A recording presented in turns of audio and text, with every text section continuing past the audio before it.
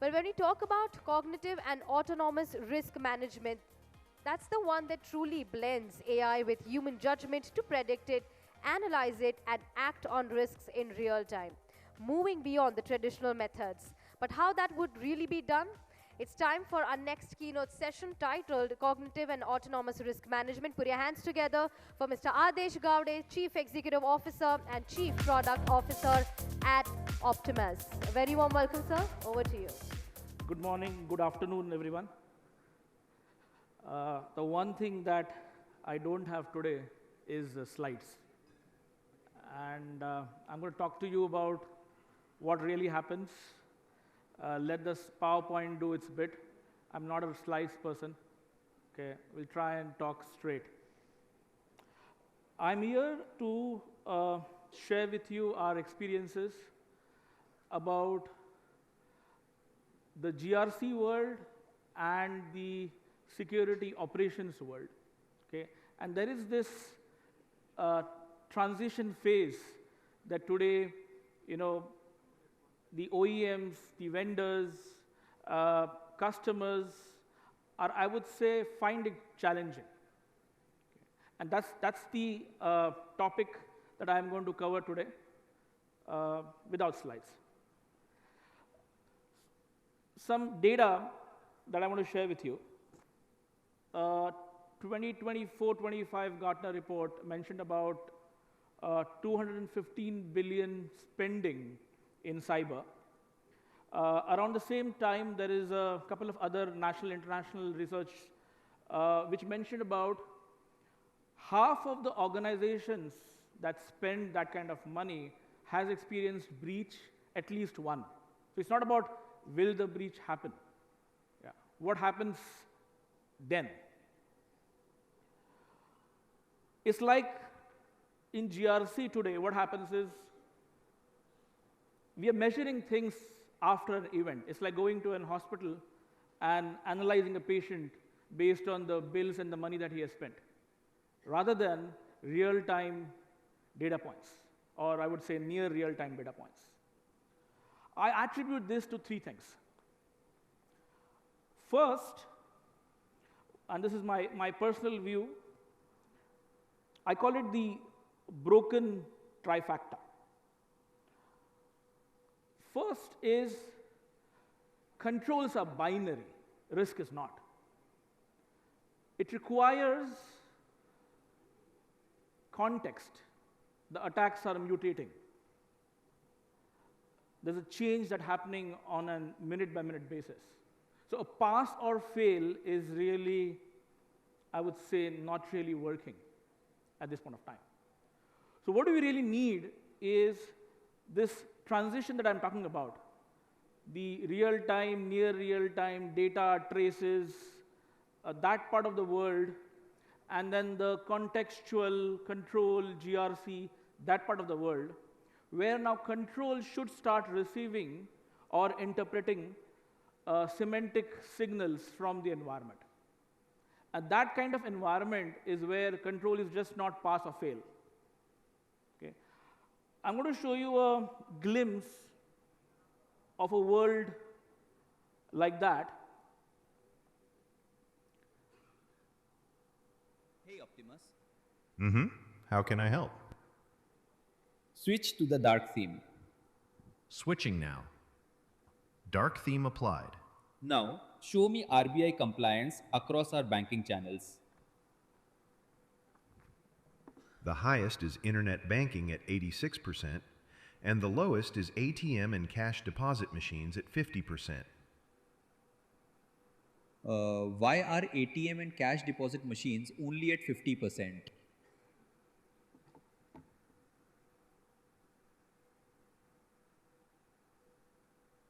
Good observation.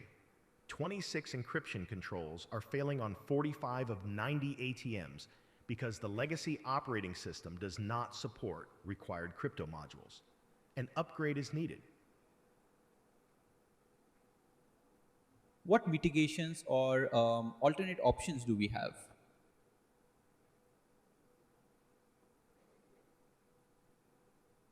Let's see. Recommended mitigations are listed. Shall I raise remediation tickets, notify the channels team, and track to closure? Yes, raise tickets, notify the channels team, and track them to closure.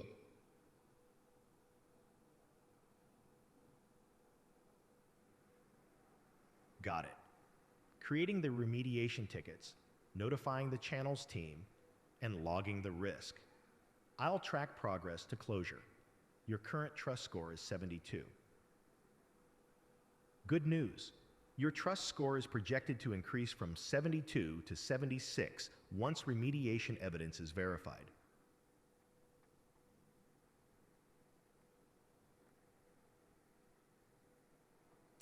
Okay, controls are talking. Controls are getting the intelligence from the signals. Okay, and the foundation for this, there are 4 points I'm going to touch about in terms of foundation building blocks for this. First is the data pipelines. What I mean by the data pipelines are today, the pipelines are built around control requirements. Oh, for SEBI CCI index, there is a set of KPIs asked. For this, I would need data from Nessus, vulnerability scanner. Oh, my budget data, I can't connect to the finance system. They won't give me data. I'm going to punch in an Excel sheet. So this whole data pipeline is built around control requirements. Rather, it should be contextual, built around the risk context. Okay, the risk context, as I said, is a shifting context.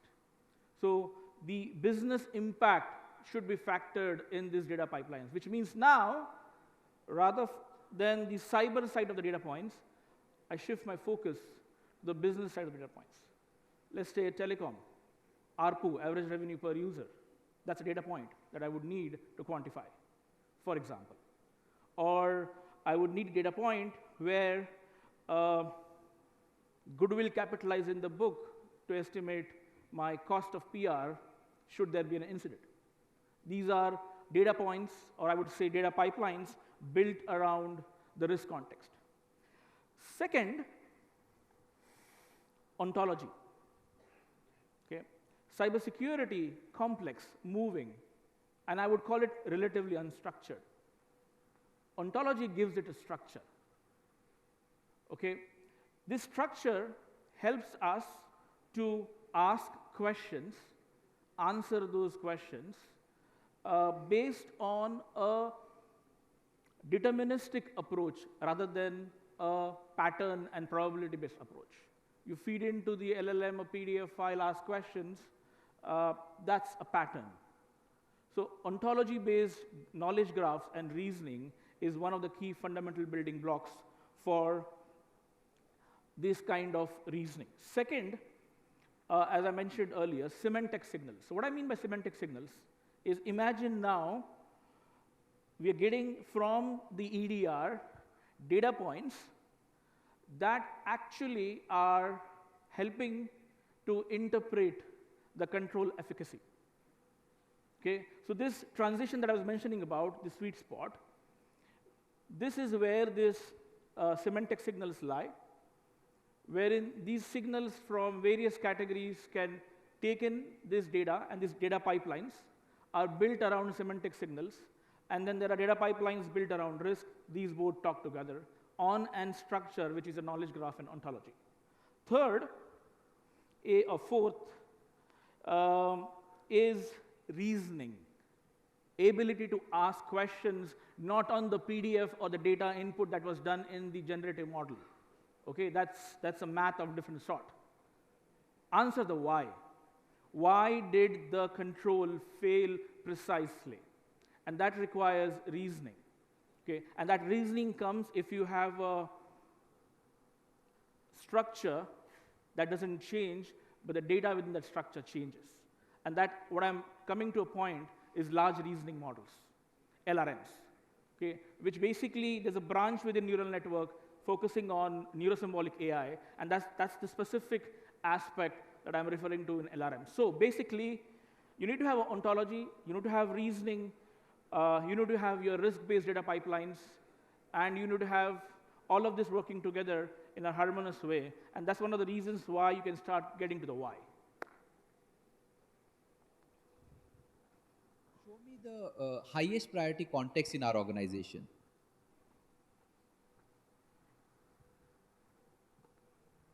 I have listed the highest priority contexts. Which one would you like to drill into?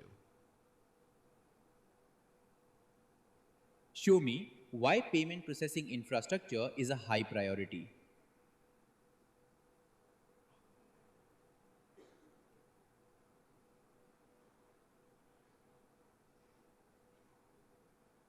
Payment processing infrastructure ranks high because it is revenue critical. PCI DSS regulated, heavily integrated, and processes sensitive card data at very high volume.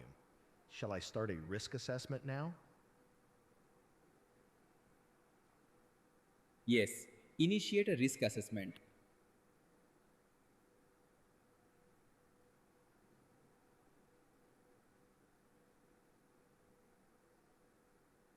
I am ready to run the assessment with all threats, including third-party risks.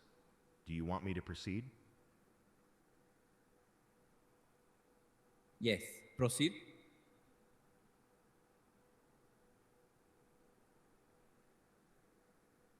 Assessment is running. I will report the results and recommended actions in a moment.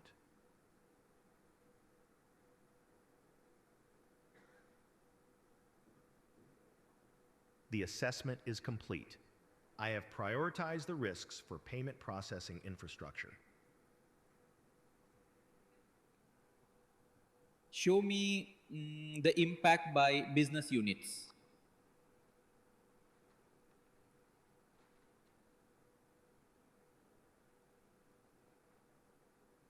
Here is the impact by business unit and service.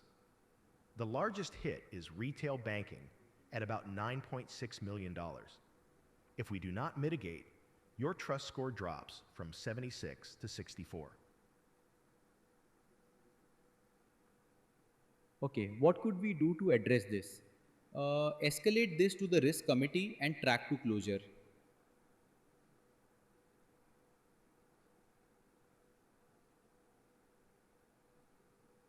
Absolutely. I am creating the high priority tickets, notifying the channels team, logging the risk, and opening the risk committee escalation. I'll track progress to closure.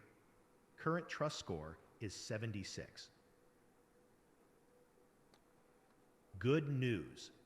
Your trust score is projected to rise from 76 to 84 once remediation evidence is verified.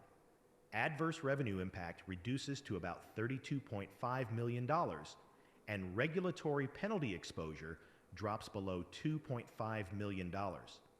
I'll keep you updated. Thank you. So now we have risks that can correlate with the business and the business impact. And as a matter of fact, you can walk into boardrooms where you have quantifiable, measurable, defendable, explainable, relatable risk from a business context perspective and not just cybersecurity data points. Okay? And that's what even your regulators are expecting, stakeholders are expecting, measurable outcomes. So the flow happens from your data pipelines, flows up to your semantic signals, flows up to your safeguards, flows up to your measurable controls, flows up to your exposure data points, IOEs, flows up to threats, goes to the context, and from the other side, you then have context-based impact, which is business-driven, business drivers, different data pipelines fused together, and then your ontology, your reasoning, causality, all of that kicks in, and that's where we are heading towards, okay? A world which is beyond generative LLM-based, but more towards reasoning and causality, okay? So on that note, if I were to undergo a regulatory audit as an entity, how would that look like?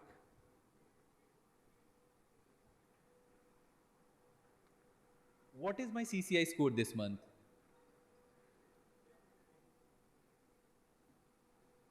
Your CCI this month is 82.5. The target is 85, a gap of 2.5. You improved by 3.2 from last month. Status is on track under the SABI CS CRF framework with 22 KPIs monitored. Assessment period is November 2025.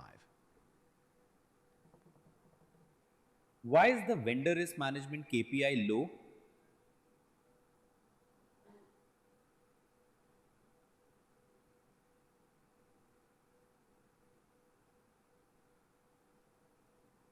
Vendor risk management is 68 versus a target of 80.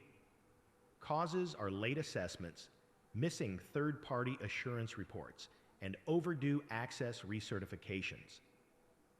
Recommended actions: finish evidence reviews, enable continuous monitoring for critical vendors, tighten service level agreements, and complete recertifications. What does my CCI trend look like over the last 6 months?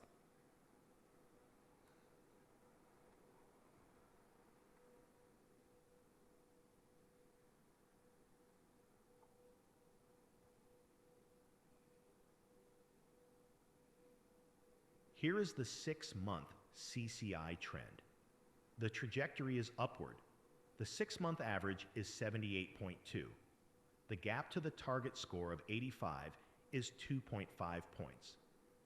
At this pace, the target should be reached within the next 1 to 2 assessment cycles if improvements continue. Can you show me the IT department CCI index posture?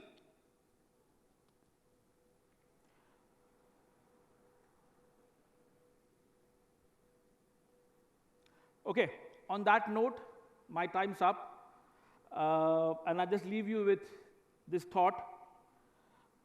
This thought about a world where controls are verifiable, machine readable, context is explainable. You could talk to the management on business terms, on business context, and able to quantify, relate, and measure a trust score. With that, having said that, for me, it's a matter of pride coming back to India, talking to all of you here. And in India, we have the talent pool, we have the complexities to learn from, we have, I would say, encouraging regulations in different industries, and above all, the overall posture of the government towards technology and tech-enabled organizations is changing. So on that note, thank you once again, and I hope all of you best wishes, and let's talk as soon as possible. Cheers. Thank you. Can we once again have a round of applause for Mr. Gowde? Thank you so much, sir, for joining us for this segment.